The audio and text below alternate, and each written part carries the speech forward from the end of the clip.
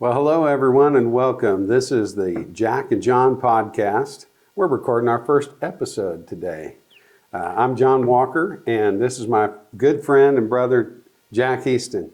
We're going to introduce ourselves and just give you the point of why we're doing this today.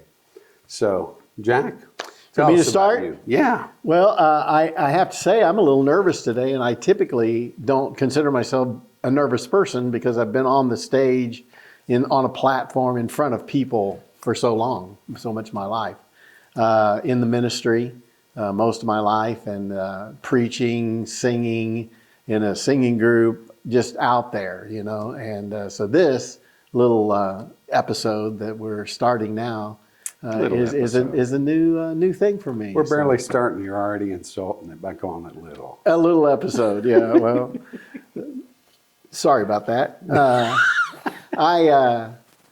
I have actually lived in many places because in the ministry you travel around in different churches because I guess that's just the nature of ministry in a church. And so I've been in many states. I would tell people the reason that I've lived in so many states is because when they find I live there, I have to move. But now I've retired. And so my retirement is back with my children and with my grandchildren. And life is different for me now. I don't shave as often as I used to shave. I cut my hair bathe different. as often as I don't. Yeah, I eat more than I used to eat. I don't know if I've gone to pot or if things have gotten better. Yeah. But I've had some wonderful conversations with people, and that's what I want to do. I think as we gather together here, as often as we do, whenever we do, is just maybe try to talk about things that we've learned in our lives that could be a help to someone. Yeah, absolutely.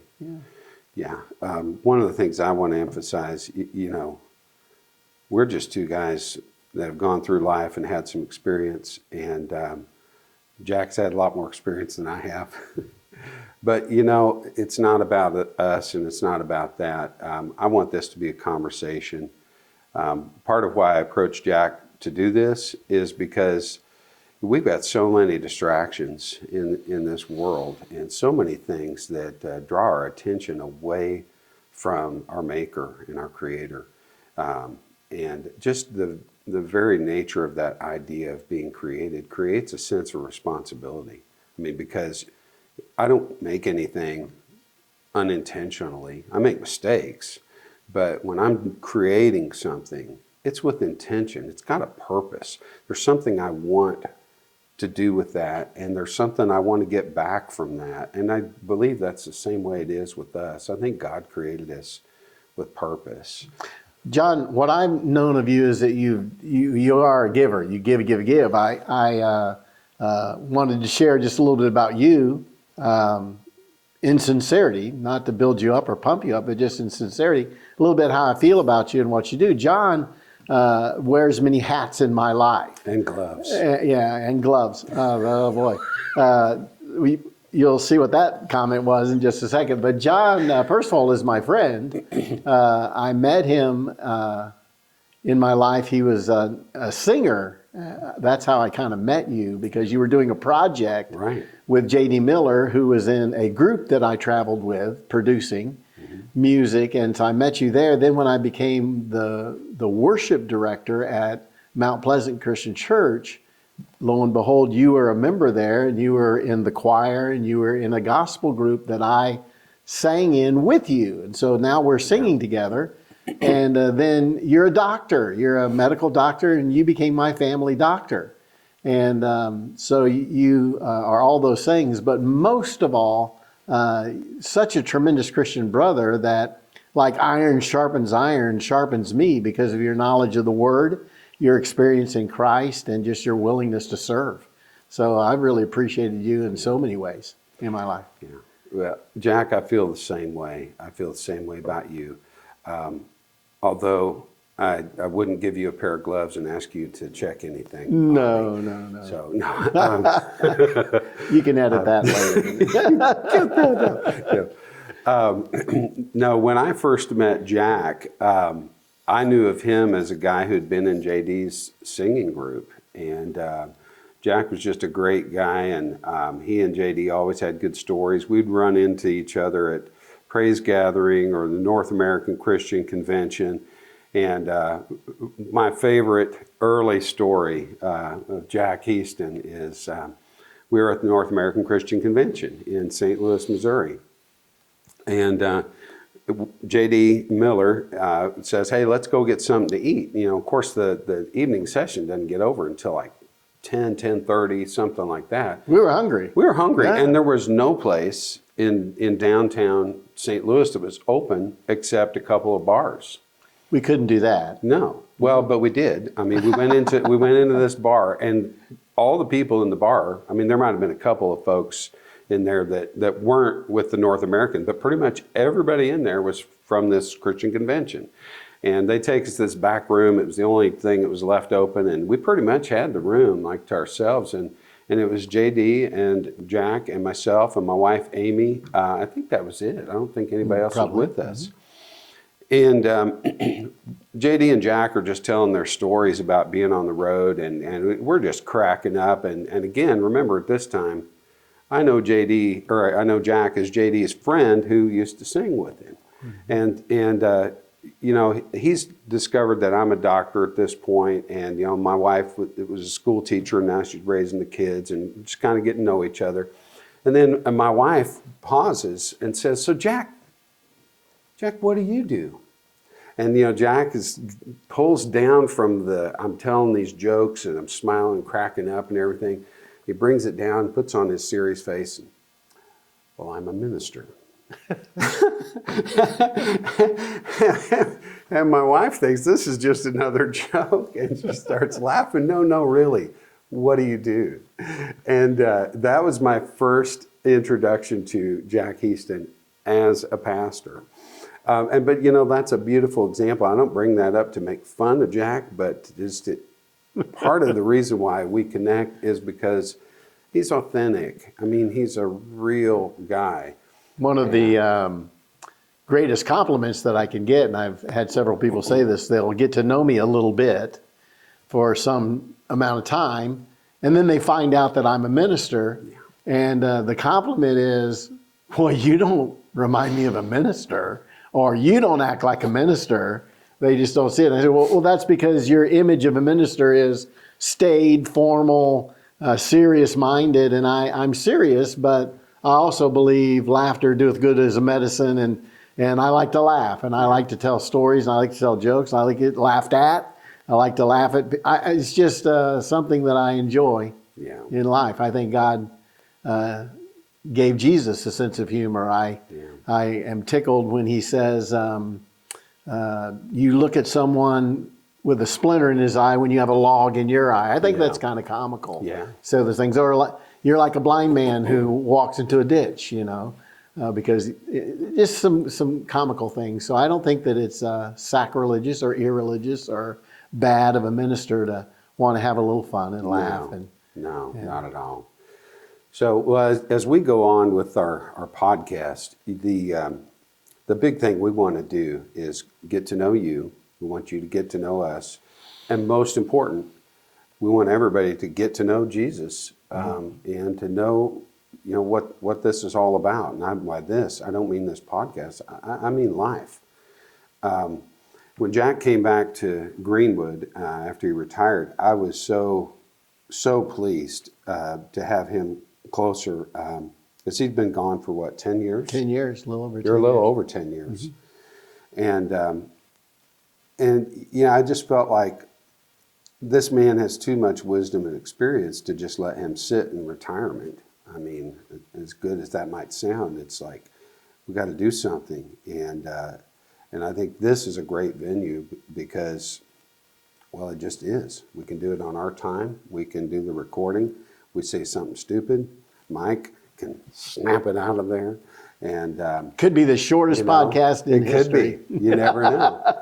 So let me tell you what I did last night, just to break in on you.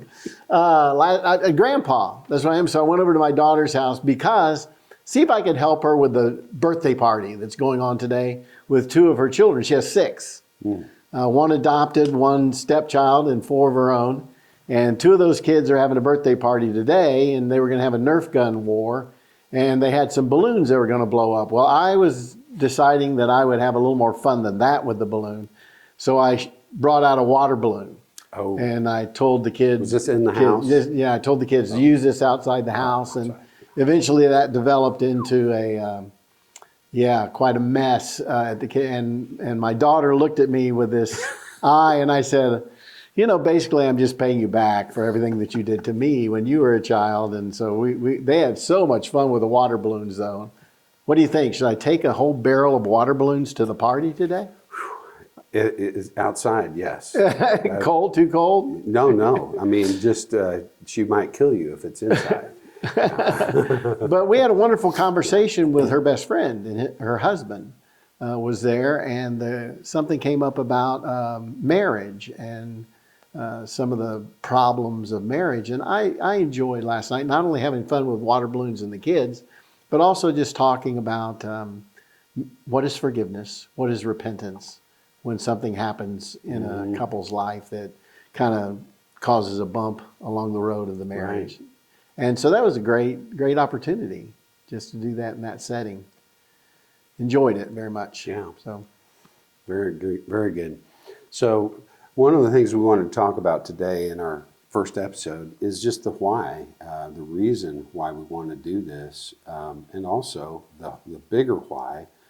Why are we here? We touched on that a little bit about, being created by God and God having a purpose for us. But what really kind of deep in my gut inspired me with this is I feel like we live in a pretty dark world. I tell my patients all the time, we live in an amazing time because we've got these therapies and things that we can do. I've got patients who are alive today because of things that we didn't have 20 and 30 years ago. And the world is different because of that. I have a fellow that had an aortic aneurysm, and he got a stent to fix that. That's relatively new. I mean, years ago, you had to have a major surgery for that. And years before that, you just died. So we've got these amazing things that are happening in our world in terms of technologies and skills and just knowledge of accumulation over time.